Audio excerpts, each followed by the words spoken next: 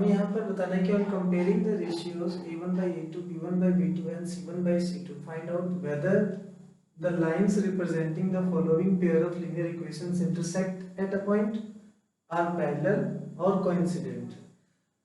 इन तीनों का रेशियो देखने के बाद हमें बताना है कि जो ये पेयर ऑफ लीनियर इक्वेशन दिए हुए हैं, तो ये जो भी लाइन रिप्रेजेंट करेंगे वो इंटरसेक्टिंग लाइंस होंगे, या फिर वो पैरेलल लाइंस होंगे, या फिर वो कोइंसिडेंट लाइन होंगे। ठीक है, तो जरा आप लोगों को कंडीशन रिमाइंड करा दूं, अगर a1 by a2 not equal होता है b1 बाई b2 के, तो लाइन जो होती है वो आपकी इंटरसेक्टिंग लाइंस होती है। ठीक है, then the line is the intersecting lines. If a1 by a2 equal to b1 by b2 but it is not equal to c1 by c2, right? तो इस सिचुएशन में जो लाइन होती है वो आपकी पैरेलल लाइंस होती है। ठीक है ना, कभी भी एक दूसरे को किसी भी पॉइंट पर इंटरसेक्ट नहीं करें।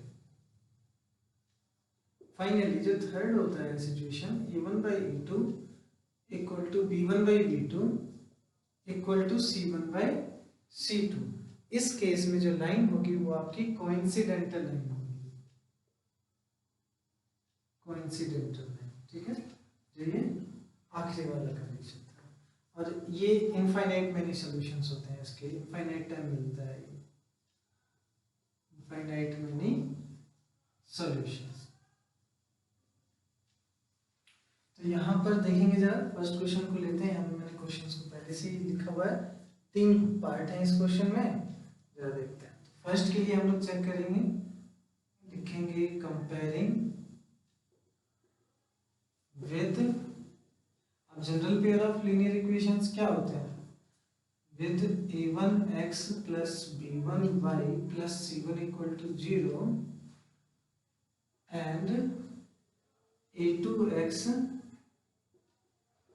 plus b2y plus c2 equal to 0, we get a1 a2 b1 b2 c1 c2। हमें क्या क्या मिलेगा, तो फर्स्ट इक्वेशन से जब आप कंपेयर करोगे तो x का कोफिशिएंट कितना है, तो 5 है, y का कोफिशिएंट कितना है, तो -4 है, और जो कांस्टेंट टर्म है वो कितना है, +8 है। ठीक है, इसी तरीके से सेकंड इक्वेशन से आपको मिलेगा a2 b2 और c2। तो a2 है आपके पास x का कोफिशिएंट 7, b2 है 6 और c2 है -9। हमने क्या किया, इस वाले इक्वेशन में कोफिशिएंट्स को कंपेयर करके a1 b1 c1 a2 b2 c2 find कर लिया। अब हमें निकालना है रेशियो, तो a1 बाई a2 कितना है आपका, 5/7। देखिए को प्राइम है, एक दूसरे से कैंसिल नहीं हो सकते, तो ये ऐसे ही रहेंगे, सिंपलेस्ट फॉर्म हो गया है इसका। -4/6, 2 से कैंसिल करोगे 2 टाइम, 2 3 6, -2/3। ठीक है, अब देखिए कि अगर यहाँ पर आपके पास a1 by a2 not equal to b1 by b2 आ जाए, तब हम c1 बाई c2 चेक करेंगे। क्यों, अगर यही अनइक्वल होता, मतलब इक्वल होता, तब आगे देखने जाते, लेकिन क्योंकि यहीं पर अनइक्वल आ गया तो ये पहले ही सिचुएशन बन जाती है आपकी। तो since a1 by a2 not equal to b1 by b2, hence lines are intersecting and one solution। एक तो आपका लाइन इंटरसेक्टिंग है और इसके कितने सॉल्यूशन होंगे, तो 1 सॉल्यूशन होगा। आइए जरा इसके अगले वाले पार्ट को देख लेते हैं, इसका फर्स्ट पार्ट था।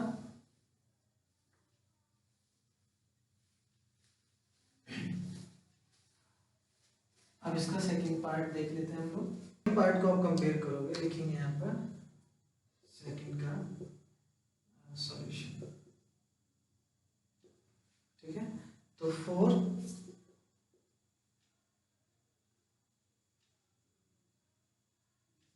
on comparing with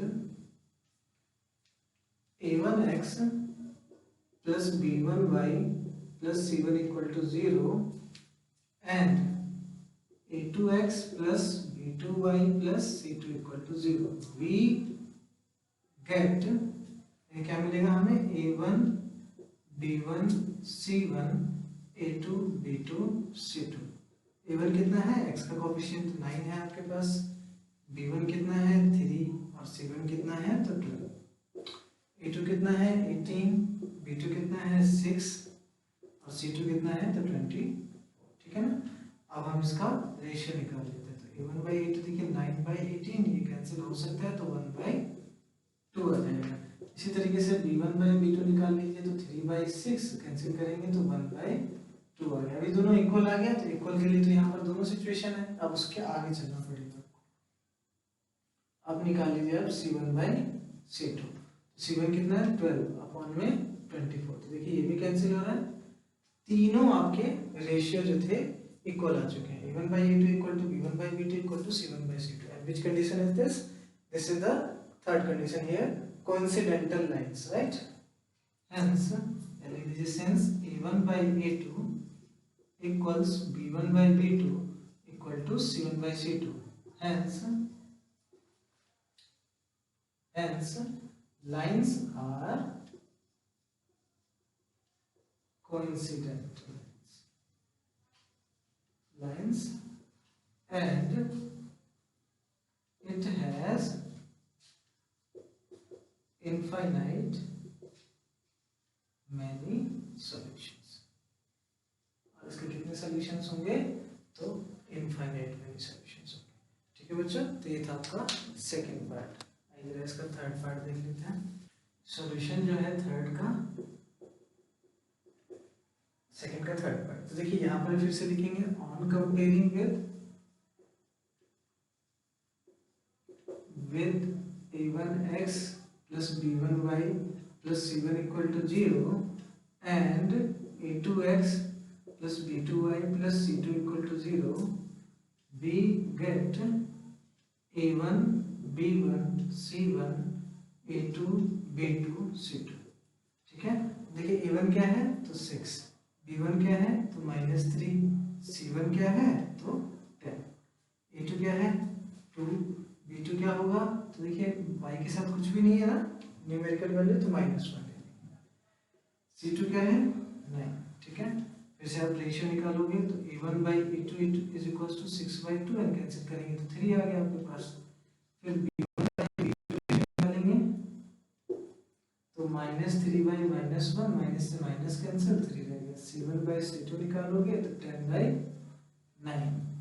so since a1/a2 equals to b1/b2, देखिए बराबर ही है ना, ये इसका भी रिजल्ट 3 आया और इसका भी रिजल्ट 3 आ गया, but it is not equals to c1/c2, and which condition is this, this is the second one here, hence